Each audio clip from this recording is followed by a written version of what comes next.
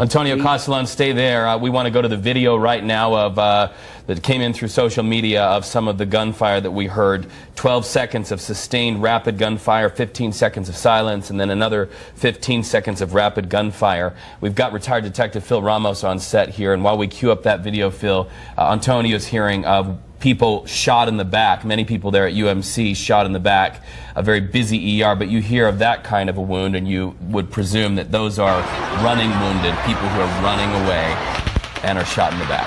Yeah, and that's the one thing that is kind of perplexing about this, because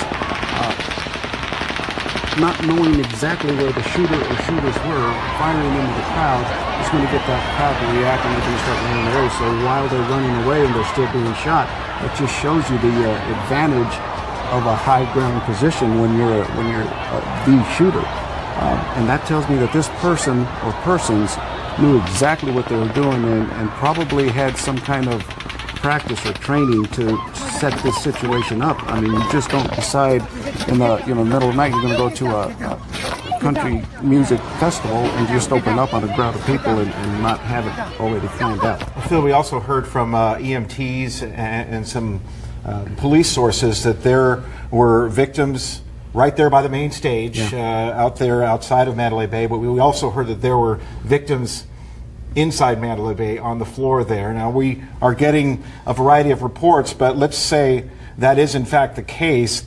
That would lend itself to the possibility that, in fact, maybe there was more than one shooter. Right, right. And I mean, my gut tells me right now there was more than one person involved, just because of the number of injuries, the number of possible fatalities. You know, there's reports that there's victims that are there at the scene that are already beyond any help, and they've been declared deceased. So with that kind of firepower, number one, and the amount of ammunition that these people had available to them, I just can't see that this is a one-man show. There had to be more than one person involved, in my view. And now they're saying there could even be a situation near the Luxor with a suspicious device. So that also could speak to being more than one person involved. Yeah, and you know, the other thing that comes into play is there could have been several distraction events that led up or that occurred when all this was happening, when the officers were responding and running into the Mandalay to start dealing with this active shooter. There were reports of shots at different locations coming in that ultimately turned out to be false. I mean, there were officers actually, one report was at the Tropicana Hotel. There was officers at the Tropicana Hotel, and they said, no, there's been no shots fired here. Which may have been by design. The person behind this may have wanted to be the author of confusion to kind of, you know, get them off of their scent. Before we continue with you, Phil Ramos, we want to go ahead and get on the phone with Josh Jamison. He was on the 30th floor of the Mandalay Bay when the shooting broke out. What can you tell us, Josh, from your vantage point? What were you doing at the time, and how long did it take you to realize, oh my goodness, this is real? We don't have Josh anymore. What we do know, thinking of Josh in his hotel room now, is that there are a lot of people, indeed thousands of people, inside their hotel rooms who have been told by numerous strip properties, stay inside your hotel room. It is completely a lockdown, shelter in place. And so we have people who are tuning into televisions and they're watching this play out right now inside their hotel rooms, and like Josh, watching to see what happened that they heard just outside their window. Phil, maybe you can tell us a little bit about sort of the procedural protocol when something like this takes place. We're looking at video that shows a portion of the strip is bumper to bumper. So it would appear that some of the exits there near Mandalay Bay, perhaps Tropicana or Russell, are actually closed off to traffic. We know that a portion of the strip, from Nathan's report and Christie's report, has been closed off. And of course, people were evacuated. They've been kind of huddled up in specific spots, but tell me how that all gets coordinated and what is the response? Well, the very first thing that the first responding officers do is to make sure that the injured people around them are treated and taken out of the area and get some sort of medical treatment as soon as possible. I mean, the first thing they have to do is get there safely and timely, so that they don't waste their time getting in an accident or something like that. So you render aid to the injured first, make sure that those victims are taken care of, whether it's other officers coming to take care of them or medical personnel to take care of them. In this case, medical personnel couldn't come in there because of the shots being fired. Right. So the officers had to do the transporting and get them to a triage area, and then other officers. That's why you see such a huge response. There's officers taking care of wounded people. There's officers securing the area. Then there's the active shooter and the SWAT teams going into that hotel and getting there as quick as they can while the shots are being fired. Right. News 3's Christy Wilcox at times has been moved back and forth and even at one point sheltered behind a brick wall. She is talking to a victim right now. Christy?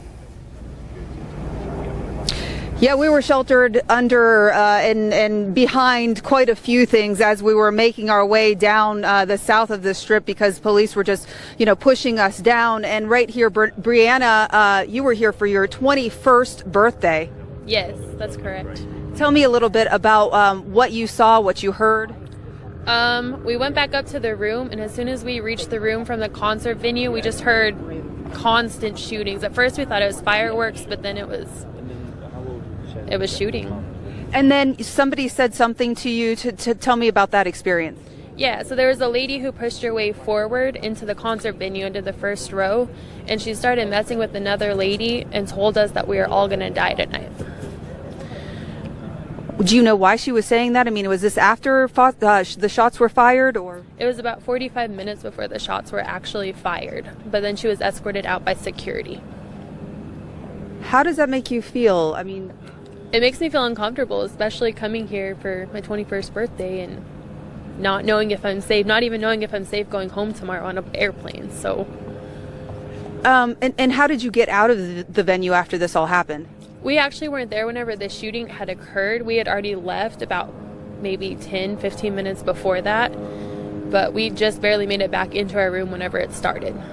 And I mean, were you thinking, oh my gosh, this woman told us that before we left? Yeah, I thought it had a positive correlation to it. Like, obviously she was telling us that in either to tell us, to warn us, or to tell us that we were all going to die, and she was part of it. So okay, we're going to ask you a question here. Go ahead. So I have a question. Let's nail this down so that it's Sure. a matter of record. I want to know the description of this woman. We hear that this woman who made her way to the front of the stage and then told a lot of people you're all going to die tonight. I want to know from this witness here on scene the description of this woman, just so if any of our Metro partners are watching this, it is made a matter of record tonight. Okay, so they want the description of this woman. Describe to me what this woman looked like. Her and her boyfriend were both Hispanic. They were probably about shorter 5-footers, probably about 5'5", 5'6". They just look like everyday people. Can you tell us anything more about them, what they look like? Why were they escorted out? Were they escorted out because you were feeling uncomfortable about what they said? Yes, because she had been messing with the lady in front of her and telling her that she was going to die, that we were all going to die. So they escorted her out to make her stop messing around with all the other people in front of them, but none of us knew that it was going to be serious. Bree, did that answer your question? Yeah, thank you. We want to caution and remind everyone to sort of be careful about some of the information. We're doing our best here at News 3, along with the help of Detective Phil Ramos here, to try to be as responsible as possible with the information that we're delivering. This is clearly a tragic event that is affecting many, many people. Something that could potentially turn out to be terrorism. It could potentially turn out to be coordinated with multiple suspects. But as far as an official word, we have not received anything officially from either Metro Fire or even MGM.